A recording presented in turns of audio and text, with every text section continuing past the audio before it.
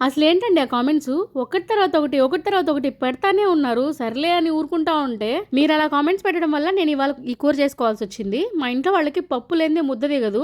అలాంటిది నేను ఈ కూర పెడితే ఇవాళ తింటారా? కానీ ఏం చేద్దాం, మీరు కామెంట్స్ ఏమో ఒక్క రేంజ్‌లో వాయించేస్తున్నారు. 2 రోజుల్లో 2 మిలియన్‌లకెళ్ళిపోయింది. ఏంట్రా దేవుడా! అంటే పచ్చి పులుసుకి పిచ్చ ఫ్యాన్స్ ఉన్నారు మన 2 తెలుగు రాష్ట్రాల్లో.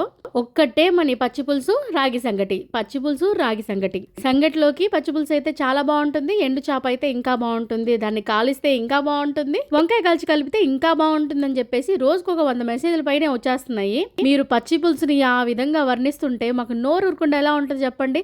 అందుకనే ఇవాళ మా ఇంట్లో వాళ్ళు పప్పు చేయమన్నా సరే చేయనని చెప్పేసి ఏదైతే అదయిందని చెప్పి పచ్చి పులుసు చేశాను. నాకైతే ఈ ప్రాసెస్ ఏం పెద్దగా రాదు కానీ మొన్న ఈ మధ్య నేను పెట్టిన వీడియో అంటే మా పక్కింటి ఆంటీ పెట్టిందని చెప్పాను కదా, ఆ వీడియో చూసి మళ్ళీ ఒకసారి దాన్ని నేను ట్రై చేశాననమాట.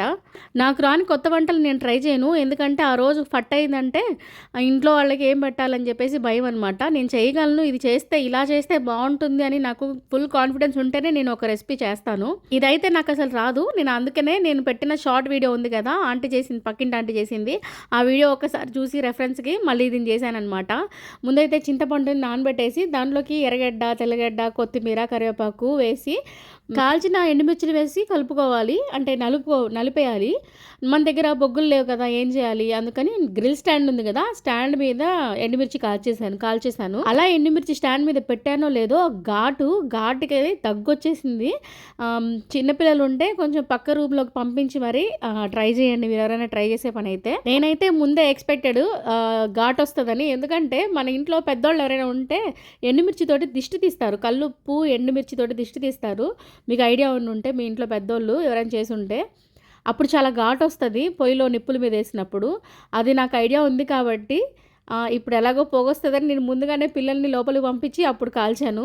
ఇంకా ఈ కాల్చిన ఎండుమిర్చిని కూడా ఈ నానబెట్టిన చింతపండులో వేసేసుకొని కల్లుప్పు, రాళ్ళుప్పు వేసుకుంటేనే టేస్ట్ బాగుంటుందంట. అందుకని అదే వేసి బాగా ఇలా నలిపేసి రెడీ చేసి పెట్టాను పచ్చి పులుసుని. ఇంకా మీరు చెప్పిన ఎండు చేప నా దగ్గర 3 ఉన్నాయి. ఈ 3తోటే ఏదో ఒకటి చేయాలని చెప్పేసి ఇంకా ఆ 3నే నేను రెడీ చేశాను. ముందైతే వీటికి చాలా పని ఉంటుంది కదా ఎండు చేప క్లీన్ చేయడానికి. చేపనంతా నీట్‌గా క్లీన్ చేసుకోవాలి. నేను ఇంతకుముందు 2, 3 వీడియోస్‌లో చేపని ఎలా క్లీన్ చేసుకోవాలో కూడా పెట్టున్నాను. ఒకసారి చెక్ చేయండి అవసరమైతే. తర్వాత ఇంకా రాగి సంగటి కూడా చెప్పారు కదా, రాగి సంగటి కోసం కూడా నేను గ్లాస్ మాత్రమే రైస్ తీసుకొని దాన్ని బాగా వాష్ చేసేసి స్టవ్ మీద పెట్టేసుకున్నాను. రైస్ బాగా మెత్తగా ఉడికిపోయిన తర్వాత రాగి పిండి వేసేసి కొద్దిగా సాల్ట్ వేసేసి మూత పెట్టి వదిలేసాను. కాసేపు రాగి పిండి మగ్గనివ్వాలి కాబట్టి.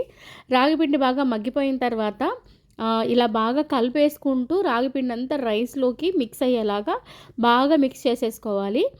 నేను ఇలాగా కొంచెం వాటర్ ఎక్కువే పోసుకుంటాను రైస్లో. ఎందుకంటే కొంచెం కలిపేటప్పుడు జారుగా ఉండాలి. ఎలాగో చల్లబడిన తర్వాత అది గట్టిగా తయారవుతుంది కాబట్టి కాస్త వాటర్ ఎక్కువే పోసి పెట్టుకుంటాను స్టవ్ మీద రైస్ పెట్టేటప్పుడే. ఇంకా చేపను కూడా బాగా కడిగేసేసి కట్ చేసేసాను తలా తోకాన్ని. ఇంకా దీనికి మ్యారినేషన్ చేస్తున్నాను.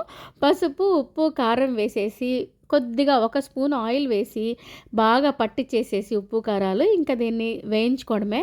అయితే ఇప్పుడు ఒక క్వశ్చన్ మార్క్ వచ్చింది నా మైండ్లో. మా వాళ్ళందరూ అంటే మా సబ్స్క్రైబర్స్ అందరూ కామెంట్స్లో కాల్చి తింటే, చేపని కాల్చుకొని తింటే చాలా బాగుంటుందన్నారు. ఇంకా మనం ఎందుకు కాదనాలి అనేసి అదే గ్రిల్ స్టాండ్ మీద ఒక చేపని కాల్చాను.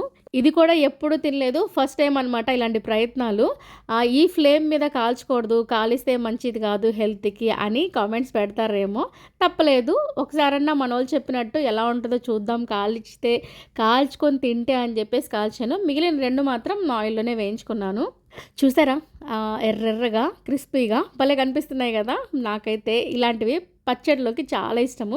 ఇంకా గోంగూర పచ్చడిలోకి అయితే ఇంకా బాగుంటాయి. ఇంకా అన్నీ రెడీ అయిపోయాయి. ఇంకా తినడమే లేట్ అనమాట. రాగి సంగటిని ముద్దగా రెడీ చేసుకుంటున్నాను. రాగి ముద్ద కూడా మేము ఎలా రెడీ చేసుకుంటాము అంటే మా నెల్లూరు వాళ్ళు స్పెషల్గా ఎలా రెడీ చేస్తారో కూడా నేను ఇంతకు ముందు వీడియోస్లో పెట్టాను, ఒకసారి చూడండి.